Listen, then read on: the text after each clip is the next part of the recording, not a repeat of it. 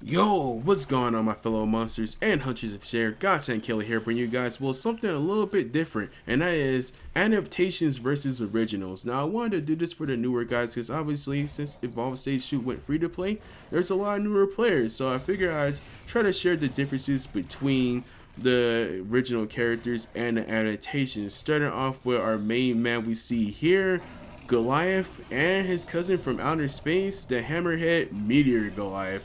Now, what I hope to do with this video series is just inform new players that, hey, no, these are the key differences between the originals and the adaptations, and one might be better suited than the other one for your playstyle. So hopefully you guys enjoy seeing a video like this, and if you do, please remember to leave a thumbs up. It kind of gives me a good gauge if you guys enjoyed the content or not, but now that's only if the video is deserving. So without further ado, let's get into it. Adaptations versus originals. Now, I thought the original Goliath and Meteor Goliath would be a perfect start to this video series because on the surface, they definitely do look the same. They look like they could just be the same monster with a fresh coat of paint. They have the same moves, about the same health and armor. I believe Meteor Goliath is a little bit more tankier, but only by a little bit. So on the surface, they look like they could be exactly the same, but of course, as we know, there are some differences. And the big key difference between the two monsters is, well, one is burst damage and the other one does dot damage. So what does this actually mean when you're in battle? Now, this just simply means that with original Goliath being the burst damage monster, he's going to be able to do more upfront damage with his moves, meaning rock throw, charge, and leap smash. They're going to do a little bit more damage. They're going to hit harder than Meteor Goliath. So Meteor Goliath's moves are going to do dot damage, which means that, you know, your health is going to go down second by second, and assuming that their team members aren't healing them or shielding them, that's going to actually do a lot of damage in the long run, but it's not going to do a lot of damage up front.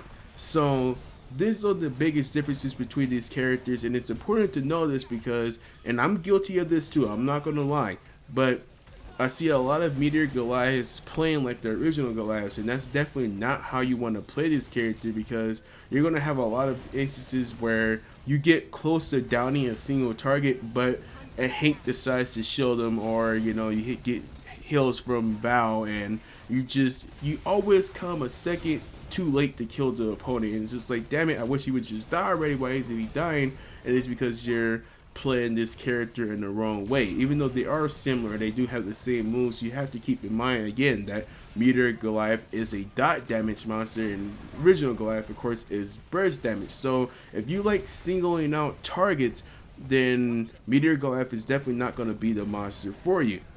Now, before we move on to other little minor differences, well, minor compared to the whole dot damage versus burst damage thing, I wanted to make something clear. Yes, Meteor Goliath does have bursty type moves like the rock throw and of course the leap smash. It can do burst damage, but I just want to be clear that Meteor Goliath gets his main damage by setting everybody aflames, you know, the dot damage.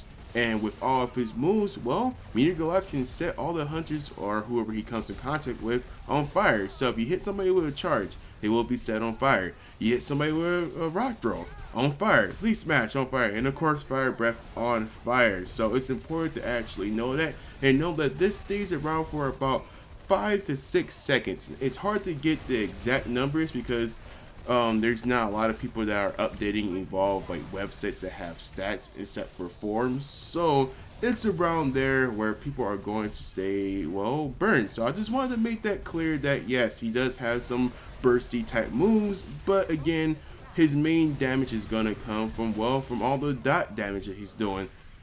But anyways, now that that's all said and done, let's move on to another big difference between the two beasts, and that is their cooldowns. The original Goliath is going to have a shorter cooldown for, well, everything. His abilities and his traversal are going to cool down a lot faster, which means you're going to be able to use his abilities more often in battle, and of course to be able to traverse the map, which I encourage new players to do. So use your leap smashes and your charge to be able to get around the map.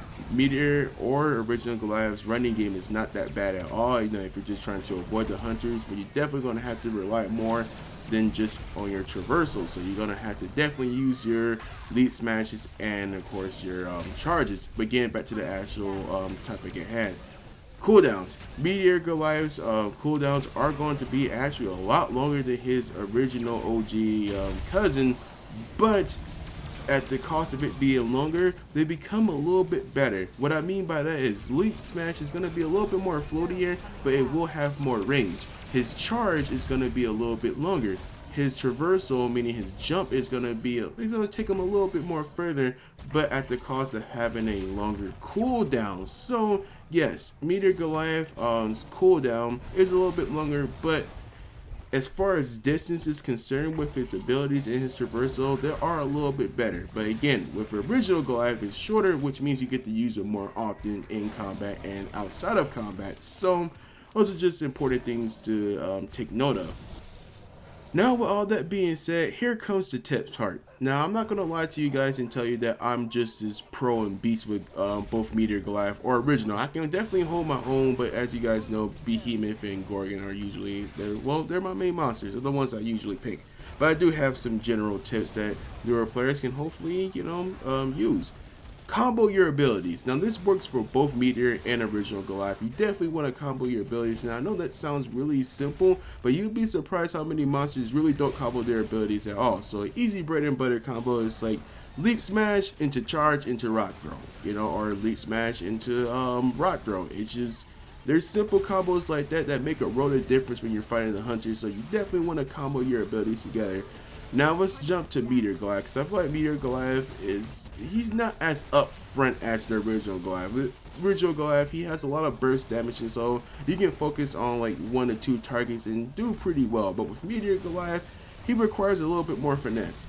Now, what exactly do I mean by that? Well, with Meteor Goliath, you're going to have to be a little bit more forward thinking with this monster, because yes, he has a little bit of burst damage, but not as much as his original cousin. So you're going to have to set the Hunters of Flames. Now, let him be the pyromaniac that he is and spread the dot damage around. If you spread the dot damage across the team, you're going to make Hunters, especially teams with weak supports and weak medics, really pay, because those are the biggest problems with Meteor Goliath. It's definitely going to be the medic and the support, because every time you get a hunter down, just a little tiny smidget of health, you're probably going to get like last second shields or last second heals that's just going to barely keep them alive, and if you don't have an ability ready, you're just not going to be able to take them out. So you want to spread the damage across the hunter team, and it's going to make the medic and the support feel pressure. They're going to have to figure out who do they want to prioritize with healing and with shielding. So if you spread the damage out, you're definitely going to do well against hunter teams. Now, of course, you can kind of play Meteor Goliath like the original, even though I really don't recommend it, but it can work against weaker hunter teams. But against more experienced hunter teams,